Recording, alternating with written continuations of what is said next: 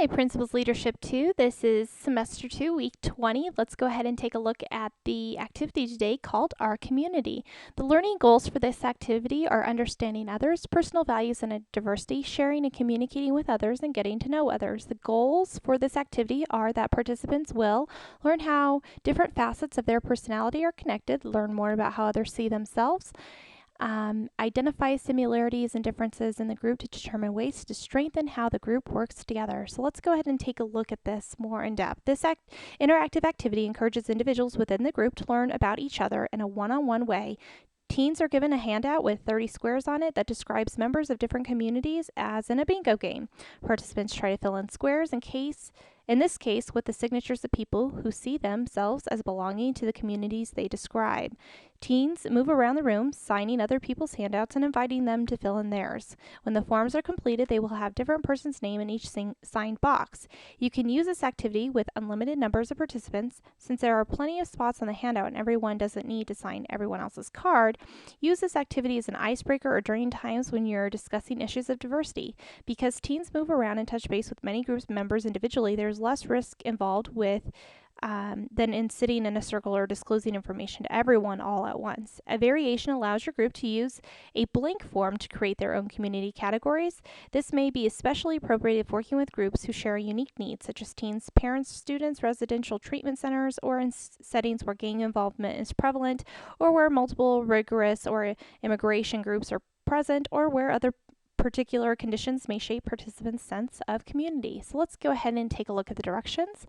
As an individual, you're a part of many different groups, all of which make you the person you are. Members of this group come from lots of communities, only children, athletes, left-handed people, etc. The list could be very, very long. A handout highlights some of these different communities. You are going to walk around and try to connect with as many people in the room as possible, one person at a time. When you meet a person, say hello to each other and then ask, what community do you identify with? Or what box describes you?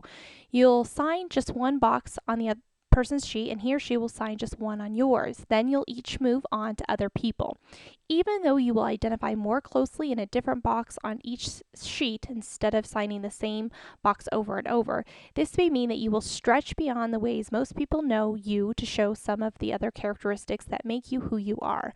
Please use the same marker or pencil throughout this activity, so at the end you'll be able to clearly recognize each person's community by the color of red. Try to sign something different on the different handouts that your peers give to you. Okay, so here are the different squares. This is what the activity sheet looks like. It has the directions at the top. The boxes say anything like, I'm a vegetarian, I have a pet, I moved here from a different country, I have a non-traditional family, I celebrate a unique holiday, etc. Okay?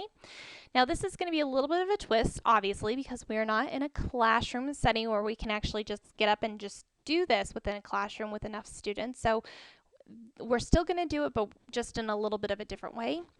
You are, and myself, are going to do this as a class, and you are going to take it into your community. As a class, I have set up a live Google Doc that everyone can fill in, dependent upon when they just want to spend just a few minutes to fill it in. Your job is to reach out to the peers in the class to ask them to go to this Google Doc and fill it out. Remember, have them entered down in a different color so that way we can kind of identify, yes, this person fits in this box. Next, you are going to make your own community by printing off the sheet and getting it filled in. Challenge yourself to find at least one person who fits a square until your whole sheet is complete. Ask your family, neighbors, friends, church friends, individuals where you volunteer, teachers, etc., wherever. And as always, make sure that it's in a different color, and then they can fill in, and I'm okay with them filling in more than one square as long as it's applicable and they can be in that square. Same thing with the class. After you fill in your sheet, I would like you to do both sheets and both activities. I would like you to do the talk about it in Blackboard.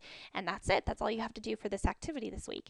Thanks. If you have any questions, as always, let me know. Have a great week.